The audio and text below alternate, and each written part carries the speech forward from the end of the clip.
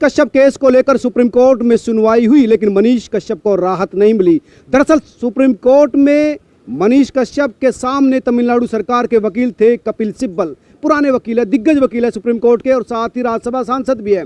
तमिलनाडु ने उनको हायर किया है। आखिर क्यों 10 दिन बाद की फिर तारीख मिल गई? कोई राहत एनएसए के लेवल पर, जमानत के लेवल पर या फिर दूसरे केसों में नहीं मिली। मेरे साथ बात करने के लिए senior advocate doctor AP Singh. Doctor साहब, ये तो मामला और गंभीर और चुनौतीपूर्ण होता जा रहा है। हाँ, गंभीर क्या, बहुत अति गंभीर होता जा रहा है। और होने का कारण ये है, अब उन्होंने ये बात कर रखी, जो अपोजिट थे, जो यूनियन ऑफ इंडिया, तमिलनाडु और बिहार सरकार के आज सुनवाई के दौरान सुप्रीम कोर्ट में, हमारा कहना है सारी एफआईआर इकट्ठी करिए, एक साथ हैं, एक ट्विटर मैसेज पर हैं, एक मनीष कश्यप के मैसेज से गई हैं, एक प्रवासी मजदूरों के साथ तमिलनाडु की समस्या पर सब्जेक्ट एक है, भेजने वाला एक है, मैटर एक है, राज्य दो दो अलग हो गए हैं, तो एक साथ क्लब कीजिए। लेकिन डिफेंस उधर से कहना था, स्टेट की तरफ से, क्या तमिलनाडु की तरफ से, तमिलनाडु की जो आपके वकील थे कपिल सिब्बल की ओर से, उनकी तरफ उन्होंने तर्क दिए। उन्होंने तर्क दिया कि सारी एफआईआर अलग अलग हैं, सबके यूआरएल नंबर अलग अलग हैं, सबको अलग अलग भेजा गया। इन केसों, इन एफआईआरों से पहले भी 9 एफआईआर दर्ज हैं। उसके बाद भी ये प्रोसेस चलता रहा, ये करता रहा। ये हैबिचुअल है व्यक्ति, ऐसा किया है इसने, इस तरह से किया है और इस तरह से, यानी पुराना क्रिमिनल रिकॉर्ड रखा है कोर्ट के सामने। उनका कहना, इससे पहले की और एफआईआर हैं, तो इस आधार पर क्लब की अभी नहीं बात की जाए, बेल की अभी बात नहीं की जाए, क्योंकि एनएसए तो हमारी पिटीशन में है भी नहीं। एनएसए तो तब लगा जब पिटीशन फाइल हो गई थी honourable supreme court of India में, उसके अगले दिन लगा था, जिस दिन मेंशन। लेकिन संशोधन करना चाहिए था। अगर ये वकील साहब, ये तो मामला पेचीदा होता जा रहा है, आप एनएसए तक पहुंच नहीं रही, उससे पहले ही तमिलनाडु सरकार या बिहार सरकार इतना जो है तैयारी के साथ सुप्रीम कोर्ट में उपलब्ध। रिप्लाई बोला गया वहाँ बोला गया कि एनएसए लगाया गया है during pendency of the petition before honourable apex court, NSA लगाया गया। तो एनएसए लगाने की बात पर भी होगी। रिप्लाई मांगा गया है तमिलनाडु से भी, बिहार से भी और यूनियन ऑफ इंडिया से भी रिप्लाई मांगा है, और रिप्लाई देंगे और नेक्स्ट डेट तक रिप्लाई देके उस पर प्रोसेस होगा कि क्या क्या करना है, कैसे करना है, वो जवाब देंगे। लेकिन 10 दिन बाद की, अभी 21 तारीख, 21 अप्रैल, आज 11 अप्रैल से 21 अप्रैल, 10 दिन का समय और जेल में रहेगा मनीष, कम से कम। तो थोड़ी सी इसमें आपसी फूट, आपसी समायोजन न होना भी, आपसी समायोजन न होना, आपसी फूट भी थोड़ा सा स्टेट को फायदा दे रही है। आपसी फूट का मतलब? हाँ, थोड़ी सी कई चीजें आपस में हो जाती हैं जब कई लोग नहीं, क्लियर करना चाहिए वकील साहब, आपने अगर ये बात की है तो मतलब ये चीजें हैं, देखते हैं, रिप्लाई आने दीजिए, फिर रिप्लाई आएगा, उसके बाद प्रोसेस करते हैं, देखते हैं मतलब क्या कहना चाहते हैं। यानी मनीष के जो वकील हैं उनके बीच में कॉम्बिनेशन नहीं, थोड़ा सा आपस में एक तरह से हाँ मिलके होना चाहिए, सारी चीज़ें होनी चाहिए, वो सब चीज़ें मिलके होनी चाहिए। लेकिन होता है, हो जाता है, जब ऐसे मुद्दे आ जाते हैं, लोगों से जुड़े आ जाते हैं, जन भावनाओं से आ जाते हैं, झाड़ू बंधी हुई होती है ना, तो अच्छी लगती है, थोड़ी सी उसमें बिखराव अच्छा नहीं लगता। लेकिन कोई बात नहीं, उससे कोई फ़र्क नहीं ऐसा खास पड़ने वाला है। विषय ये है कि मनीष कश्यप निर्दोष है। विषय ये है मनीष कश्यप 1 महीने से पीसी कस्टडी में है। विषय ये है 1 महीने के दौरान रासुका और एनएसए लगाई गई। विषय ये है तमिलनाडु सरकार और बिहार सरकार इस केस को प्रेस्टीज इशू बना रही है। विषय ये है कि यूनियन ऑफ इंडिया को इसमें अच्छी तरह दखल देना चाहिए। एक पत्रकार, यूट्यूबर ही सही, देश का नागरिक तो है, अगर देश के एक नागरिक पर भी इस तरह का ऐसा होता है तो उसकी कॉन्स्टिट्यूशनल राइट्स हैं, आर्टिकल 13, 14 सब ह्यूमन राइट्स की बात है, होना चाहिए। लेकिन क्योंकि विषय अब ये इसलिए थोड़ा लंबा या फिर चुनौतीपूर्ण लग रहा है डॉक्टर साहब, क्योंकि अभी मदुरई कोर्ट से भी जमानत का मामला आपको पेंडिंग हो गया सुप्रीम कोर्ट के पाले में, तो वहाँ से भी आपको राहत नहीं मिलेगी। और यहाँ पर भी तारीख मिली गई है। और जो आपने लगा कि जिस तरह से कपिल सिब्बल को हियरिंग के लिए अपॉइंट किया है तमिलनाडु सरकार ने, तो तमिलनाडु सरकार इस मामले को बिल्कुल भी लूज नहीं छोड़ना चाहती। हाँ, ये तो पता है, ये तो बिल्कुल है, ये तो बिल्कुल है, सरकारी रूप में बिल्कुल इसको अपने वो main Prestige issue. Kapil Sibal आप समझ सकते हैं कि बड़े बड़े केस लड़ते हैं, सबसे बड़े वकील हैं, सबसे बड़े क्या सीनियर वकील हैं, और कांग्रेस के राज्यसभा सांसद रहे, दिग्गज रहे, इस समय समाजवादी पार्टी की तरफ से राज्यसभा सांसद है। तमाम विषयों को देखते हैं तो अगर तमिलनाडु सरकार ने उनको हायर किया गया तो आप तैयारी समझ सकते हैं कि कितना चुनौतीपूर्ण मनीष कश्यप के लिए मामला होने जा रहा है। हाँ, तो वो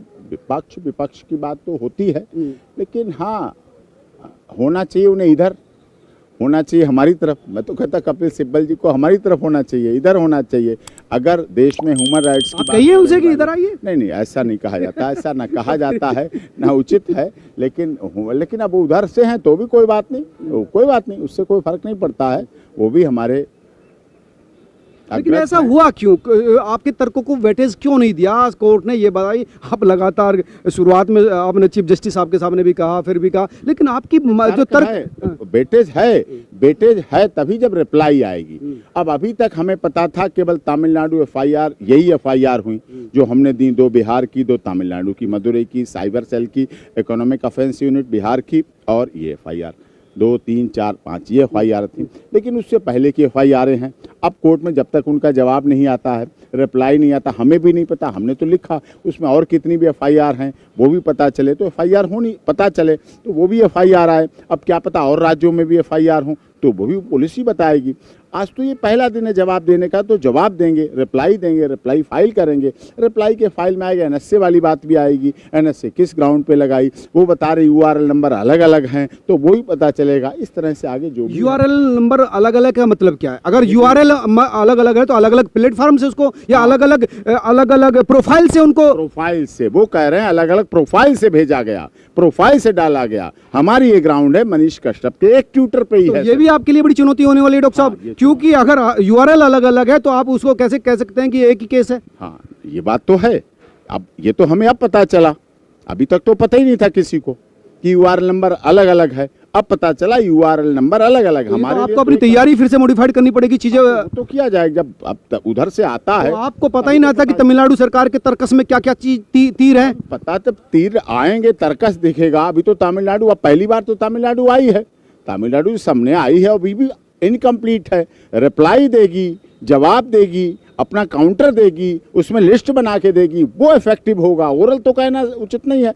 अब मदुरई हाई कोर्ट में लगा दी बेल, हमें नहीं जानकारी क्यों लगा दी, किसने लगा दी, कैसे लगा दी, वो उचित नहीं था। आपको जानकारी नहीं तो फिर किसको जानकारी? नहीं, उचित नहीं था। वो वहाँ उन्होंने एडवोकेट हैं, वो कर रहे हैं काम, तो लगा दी उन्होंने, चलो कोई बात नहीं, वो डिसमिस हो गए। उन्होंने कहा नहीं पहले सुप्रीम कोर्ट सुनेगा। अब सुप्रीम कोर्ट सुन रही है तो अब सुप्रीम कोर्ट में तो एफिडेविट में होता है कि और कहीं जगह पेंडिंग नहीं है, कोई पेंडेंसी नहीं है।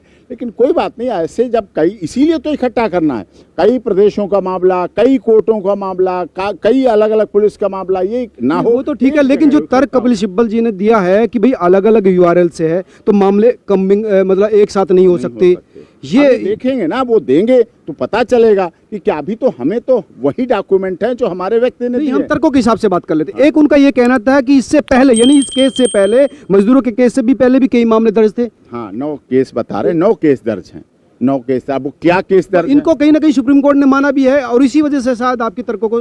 हाँ, इसीलिए अब रिप्लाई में बात आएगी। अभी उन्होंने भी ओरल कहा, हमारी तो पिटीशन है, अब वो जवाब देंगे हमारी याचिका का, पैरावाइज रिप्लाई देंगे, काउंटर देंगे, और उस काउंटर को मिलने के बाद ही आगे प्रोसेस होगा, प्रोसेस चलेगा। तो ये है, कपिल सिब्बल जी भी अच्छे एडवोकेट है। अगर उन्होंने तर्क दिया है कि URL नंबर अलग अलग है, अगर कपिल सिब्बल जी हमारे अपोजिट हैं और उन्होंने दिया है तर्क की URL नंबर अलग अलग है, FIR अलग अलग है, FIR के फैक्ट्स अलग अलग हैं, FIR की सिचुएशन अलग अलग है, तो क्लब वाली बात नहीं रह जाती। मुझे लगता है कि जितना इजी आप समझ रहे थे इस मामले को, इतना इजी अब ये होने नहीं जा रहा। नहीं, मैं नहीं समझ रहा था। लोग समझने लगते हैं, हमारी बात सुन सुन के लोग समझने लगते हैं कि अब तो इसमें कुछ है नहीं, ऐसा है वैसा है। उसी वजह से लोग सोचने लगते हैं तो अब तो इजी हो जाएगा, अब तो ऐसा नहीं वैसा नहीं ऐसा। आपकी तरफ से क्या तर्क रखे गए?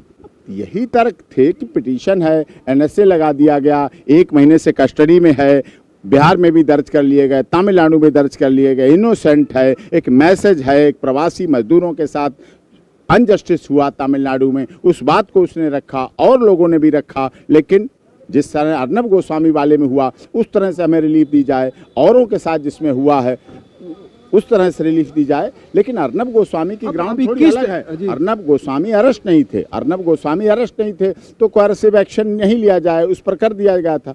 अब स्थिति अलग है, अब उसमें देखेंगे, रिप्लाई देंगे, कपिल सिब्बल जी हमें रिप्लाई देंगे और उस रिप्लाई के आधार पर देखेंगे। सुनो, तो दोस्तों डॉक्टर एपी सिंह ने बताया कि आज सुप्रीम कोर्ट में क्या हुआ, किन तर्कों को तमिलनाडु ने रखा, उनके वकील कपिल सिब्बल ने रखा, और जिनके आधार पर फिर से 10 दिन बाद ये सुनवाई होने वाली है। लेकिन आप ये बात समझ लीजिए कि ये मामला बहुत ईजी नहीं रहा, क्योंकि जिस तरह से कपिल सिब्बल को हायर किया है और उन्होंने सीधे सीधे अपने तर्क रखे, पूरी तैयारी के साथ वो आए थे कि यूआरएल अलग है और कॉम्बलिंग कैसे हो सकती है, एक साथ कैसे हो सकती है। और उन्होंने ये भी रखा कि क्योंकि पहले भी इस मनीष कश्यप के खिलाफ कई केस दर्ज थे, तो ऐसे में ये जो पूरा मामला है ये एक गंभीर मामला है। जिस तरह से बचाव पक्ष के वकीलों ने अपनी बात रखी, उसको सुप्रीम कोर्ट ने इतनी तवज्जो नहीं दी ताकि उनको आज राहत मिलती। लेकिन अगले 10 दिन बाद क्या होगा, मैं लगातार आपको अपडेट देता रहूंगा। लेकिन आज का दिन बहुत ही महत्वपूर्ण रहा मनीष कश्यप के लिए, लेकिन ये दुर्भाग्यपूर्ण रहा कि उसको राहत नहीं मिली। आप क्या सोचते हैं, जरूर कमेंट करके बताएं। नमस्कार।